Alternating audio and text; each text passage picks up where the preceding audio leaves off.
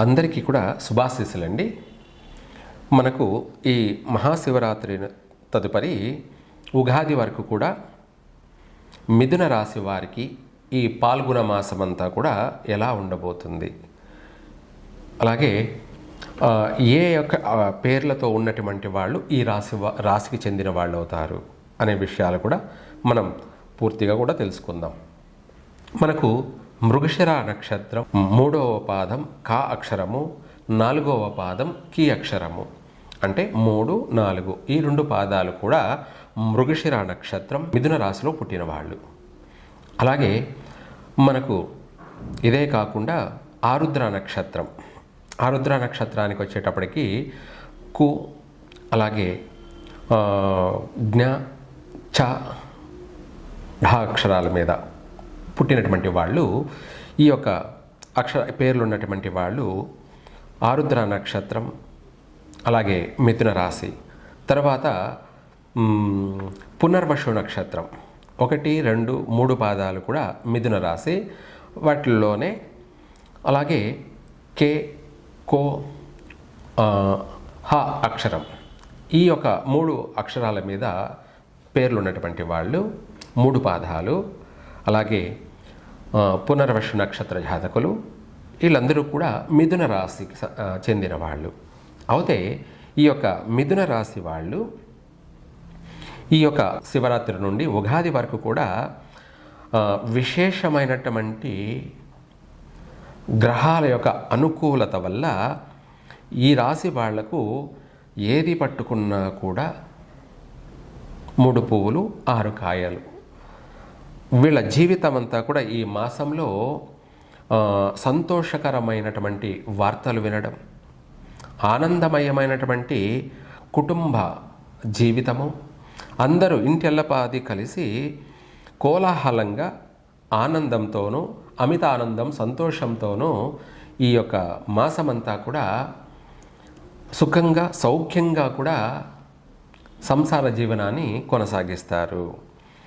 విడిపోయి అంటే ఎడబాట్లతో కూడుకొనున్నటువంటి స్త్రీ పురుషులు కలుసుకోవడం, అలాగే అన్నదమ్ముల మధ్య భేదాభిప్రాయాలు ఉన్నటువంటి వాళ్ళు కూడా మళ్ళీ కలిసిపోవడం, తల్లిదండ్రులు, కుటుంబ యొక్క పెద్దలు అందరూ సహకరించడం, అందరూ కలిసిమెలిసి ఏ పనినైనా కూడా ప్రారంభం చేయడం, అందరూ ఒక మాట మీద ఒక తాటి మీద కలిసి రావడం, అలాగే ఏదైనా సరే అన్ని శుభకార్యాలలో పాల్గొనడము, ఈ శుభకార్యాలలో కూడా అందరూ కూడా కలిసి పోవడము, ఇటువంటివి విశేషంగా ఉన్నాయి.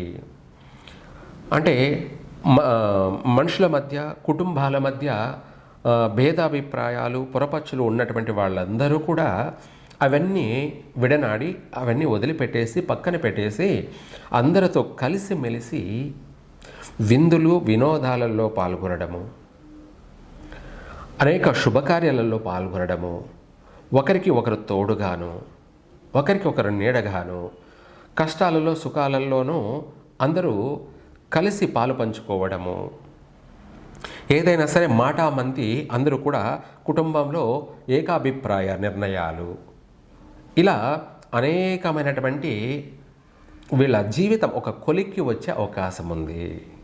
ప్రతి విషయంలో కూడా అంటే స్థిరపడే అవకాశం ఉంది.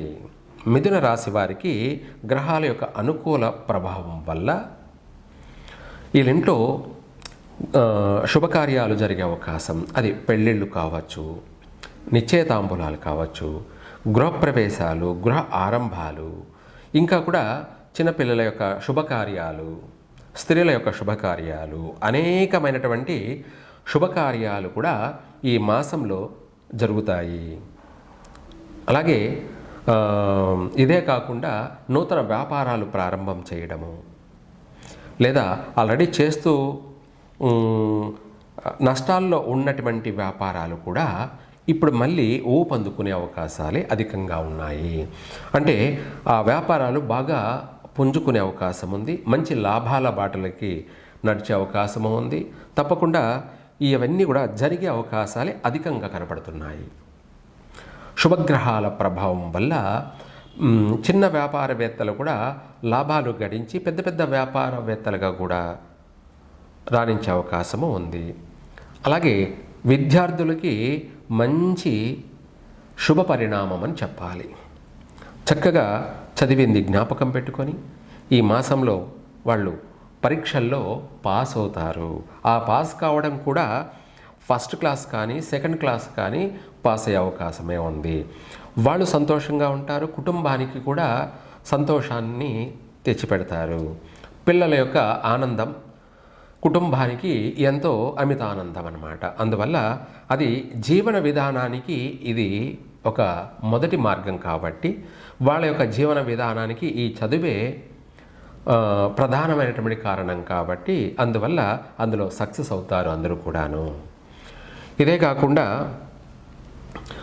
వీళ్ళకు కూడా కొత్త పరిచయాలు కలిసి వస్తాయి. అలాగే ఎవరినైనా నమ్మి మాట ఇవ్వడం కానీ పనులు ప్రారంభం చేయడం కానీ ఎటువంటివైనా కూడా ఏమీ ఆటంకాలు లేకుండా నష్టాలు లేకుండా తప్పకుండా భాగస్వామిగా కూడా రాణించగలుగుతారు.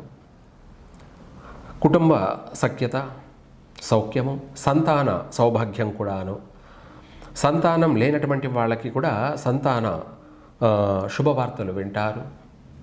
కొత్త కొత్త పెట్టుబడులు అంటే రియల్ ఎస్టేట్ వ్యాపారమే కాకుండా ఇతరత్ర వాటిల్లో కూడా పెట్టుబడులు పెట్టి లాభాలు గడిస్తారు.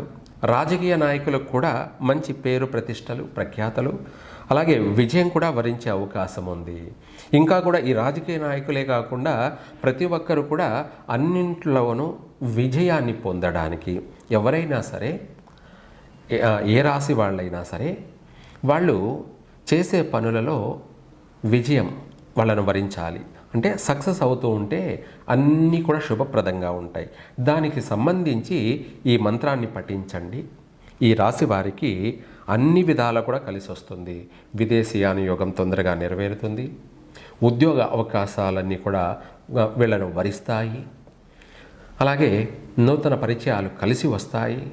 ఇలా ప్రతి విషయాల్లో కూడా వీళ్ళు ముందుకు కొనసాగవచ్చు. నూతన పెట్టుబడులు పెట్టి కూడా ప్రారంభం చేయవచ్చు. ఈ మంత్రాన్ని కూడా ఉదయం అయినా సరే లేదంటే సాయంత్రం అయినా సరే తప్పకుండా పఠించండి. ఎప్పుడు వీలైతే ఎవరికి ఏ సమయం వీలవుతే ఆ సమయంలో పఠించండి. అంటే ఉదయమా లేదా సాయంత్రమా అన్నది. ఈ మంత్రం కూడా ఓం నమో భగవతే మహాభీమ భైరవాయ లోక భయంకరాయ సర్వశత్రు సంహారకాయ హుం దేవదత్తం ధ్వంసయ ధ్వంసయ సర్వం శత్రు వినాశనం సర్వ కార్య జయాయ చ. ఈ మంత్రాన్ని పఠించండి. తప్పకుండా మీకు ఒక మెరాకిల్ లాగా ఒక మాయలాగా ప్రతిదీ కూడా మీ కళ్ళ ముందరన్నట్టుగానే మీరు చూస్తున్నట్టుగానే ప్రతిదీ నెరవేరే అవకాశం ఉంది. ఏ టు జెడ్ అన్నీ కూడా నెరవేరుతాయి. శత్రువులు అనేవాళ్ళే లేకుండా పోతారు. శత్రువులుగా మిత్రులు అయ్యే అవకాశాలే అధికంగా ఉంటాయి. ఎటువంటి కార్యాన్నైనా కూడా మీరు పూర్తి చేయగలుగుతారు. నేను ఇది చేయలేను అని గతంలో నిలబడిపోయిన పనులు కూడా మళ్ళీ పూర్తి అవుతాయి. ఇది ఈ యొక్క మిథున రాశి వారికి ఈ యొక్క మాసమంతా కూడా విశేషమైనటువంటి యోగమని చెప్పవచ్చు. సర్వే జన సుఖినో భవంతు.